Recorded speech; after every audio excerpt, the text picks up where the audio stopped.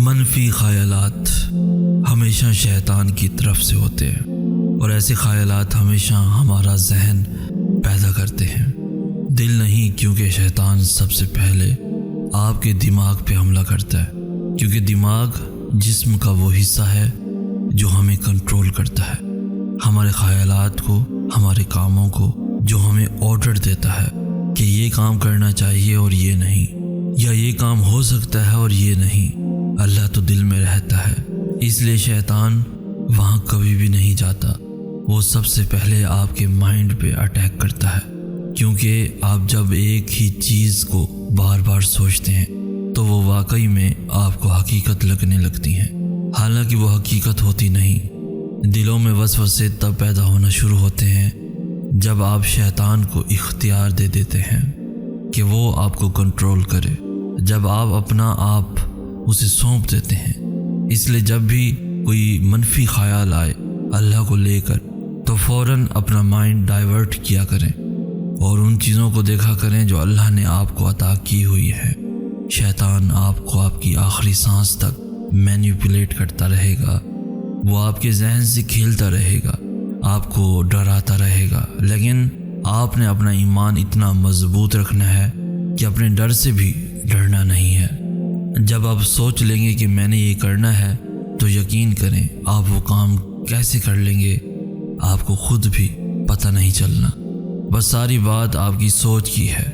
اس لیے توکل سے کھڑے رہنا ہے، گرنے نہیں دینا خود کو، کیونکہ جو اللہ کے بہت قریب ہوتے ہیں وہ شیطان کو پسند نہیں ہوتے، اور یوں وہ انہیں اللہ سے دور کرنے کی کوشش کرتا ہے۔ تو آپ نے ایسی کی تیسی کر دینی ہے، لیکن شیطان کو آپ کے اور اللہ کے درمیان فاصلہ بننے نہیں دینا۔ جب اللہ ہمیں آزمائش میں ڈالتا ہے تو وہ اس آزمائش سے ہمیں نکالنے کا بھی راستہ بناتا ہے، اور پھر آہستہ آہستہ ہمارا رخ اس راستے کی طرف مڑنے لگتا ہے اور ہمیں اپنی مدد سے قریب تر کرتا چلا جاتا ہے۔ لیکن ہم یہ بات سمجھ نہیں پاتے، کیونکہ ہم اتنا پختہ یقین رکھتے ہی نہیں کہ اللہ ہمیں ہماری پسند سے الٹی راہ پہ چلائے اور ہم اس پہ توکل رکھ کے چلتے ہیں۔ اس لیے ہم ڈر جاتے ہیں کہ یہ تو وہ نہیں جو ہم نے سوچا تھا، حالانکہ وہ راستہ ہمیں وہی لے جا رہا ہوتا ہے جہاں ہم جانا چاہتے ہیں۔ ہماری ہر آزمائش ہمیں اسی معجزے تک لے جا رہی ہوتی ہے جس کا سوچ کر ہم دعا مانگتے تھے۔ اس لیے اب جب بھی یہ محسوس ہو کہ کچھ بھی نہیں بدل رہا یا سب کچھ ختم ہو گیا تو سورہ بقرہ کی یہ آیت آنکھیں بند کر کے دہرانا، جس کا مطلب یہ ہے کہ تیار ہو جاؤ، اللہ کی مدد اب بہت قریب ہے۔ پھر دیکھنا آنکھیں کھولنے سے پہلے ہی معجزے ہو جائیں گے اور بگڑے ہوئے سبھی نصیب بدل جائیں گے۔ انتظار سب سے مشکل آزمائش ہے، خاص کر یہ دعاؤں کی قبولیت کے انتظار، جب آپ کو وہ دعائیں مانگتے ہوئے ایک لمبا عرصہ گزر چکا ہوتا ہے اور ان کے جواب کا کہیں سے بھی پتہ نہیں ملتا۔ لیکن شاید یہی ہمارے ایمان کا سب سے بڑا امتحان ہوتا ہے کہ جو دعائیں ہمیں سب سے زیادہ پیاری ہوتی ہیں ان کے لیے ہمیں عام دعاؤں سے زیادہ درد سہنا پڑتا ہے، انتظار کاٹنا پڑتا ہے، لمبی آزمائشوں سے گزرنا پڑتا ہے۔ یہی دعائیں تو ہیں کہ جن کے لیے اللہ نے اپنے معجزے بنائے، ورنہ عام دعائیں تو بن مانگے بھی مل جاتی ہیں آسانی سے، لیکن ایسی دعائیں جو ممکن نہیں لگتی ان کے لیے کرشمے ہوتے ہیں، ان کے لیے کرامات ہوتی ہیں، ان کے لیے کن سے کام بنایا جاتا ہے۔ کچھ دعاؤں کے لیے بھاری قیمت ادا کرنی پڑتی ہے، لیکن وہ دعائیں اس قابل ہوتی ہیں کہ ان کے لیے ہر درد مسکرا کر سہ لیا جائے، کیونکہ آخر میں انہوں نے سب بدل دینا ہوتا ہے۔ عموماً وہی لمحات معجزوں کے ہوتے ہیں جب درد کا زور آخری حدوں پہ ہوتا ہے۔ تو پھر مانگتے رہو، because some duas are worth waiting for, believe him۔ ہم شاید دعاؤں کو بڑا ہلکا لیتے ہیں، اس لیے ایک خاص وقت تک ہی انہیں مانگتے ہیں، اس کے بعد ہم تھک کر یہ کہنے لگتے ہیں کہ دعائیں قبول نہیں ہوتی، حالانکہ ہماری دعائیں تو ہمیشہ قبول ہوئی ہیں اور ہوتی رہیں گی۔ لیکن ہم دعاؤں کو ہمیشہ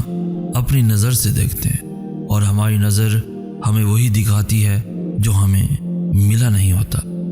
اس لیے ہم اللہ سے بدگمان ہی رہتے ہیں۔ آپ دعاؤں کو اپنے حوالے سے نہیں بلکہ اللہ کے حوالے سے دیکھنا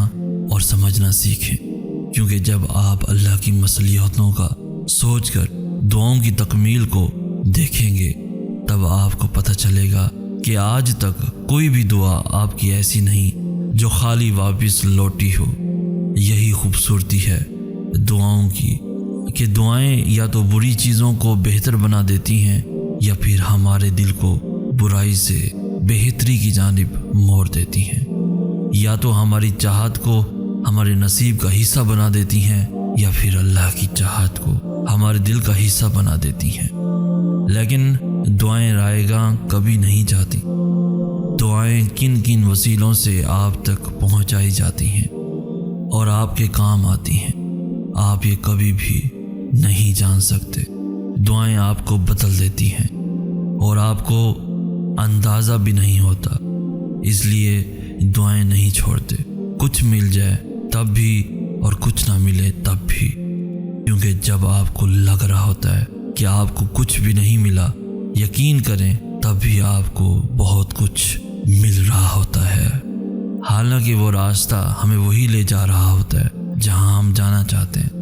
ہماری ہر آزمائش ہمیں اسی معجزے تک لے جا رہی ہوتی ہے جس کا سوچ کر ہم دعا مانگتے تھے۔ اس لیے اب جب بھی یہ محسوس ہو کہ کچھ بھی نہیں بدل رہا یا سب کچھ ختم ہو گیا تو سورہ بقرہ کی یہ آیت آنکھیں بند کر کے دہرانا، جس کا مطلب یہ ہے کہ تیار ہو جاؤ، اللہ کی مدد اب بہت قریب ہے۔ پھر دیکھنا آنکھیں کھولنے سے پہلے ہی معجزے ہو جائیں گے اور بگڑے ہوئے سبھی نصیب بدل جائیں گے۔ انتظار سب سے مشکل آزمائش ہے، خاص کر یہ دعاؤں کی قبولیت کے انتظار، جب آپ کو وہ دعائیں مانگتے ہوئے ایک لمبا عرصہ گزر چکا ہوتا ہے اور ان کے جواب کا کہیں سے بھی پتہ نہیں ملتا۔ لیکن شاید یہی ہمارے ایمان کا سب سے بڑا امتحان ہوتا ہے کہ جو دعائیں ہمیں سب سے زیادہ پیاری ہوتی ہیں ان کے لیے ہمیں عام دعاؤں سے زیادہ درد سہنا پڑتا ہے، انتظار کاٹنا پڑتا ہے، لمبی آزمائشوں سے گزرنا پڑتا ہے۔ یہی دعائیں تو ہیں کہ جن کے لیے اللہ نے اپنے معجزے بنائے، ورنہ عام دعائیں تو بن مانگے بھی مل جاتی ہیں آسانی سے، لیکن ایسی دعائیں جو ممکن نہیں لگتی ان کے لیے کرشمے ہوتے ہیں، ان کے لیے کرامات ہوتی ہیں، ان کے لیے کن سے کام بنایا جاتا ہے۔ کچھ دعاؤں کے لیے بھاری قیمت ادا کرنی پڑتی ہے، لیکن وہ دعائیں اس قابل ہوتی ہیں کہ ان کے لیے ہر درد مسکرا کر سہ لیا جائے، کیونکہ آخر میں انہوں نے سب بدل دینا ہوتا ہے۔ عموماً وہی لمحات معجزوں کے ہوتے ہیں جب درد کا زور آخری حدوں پہ ہوتا ہے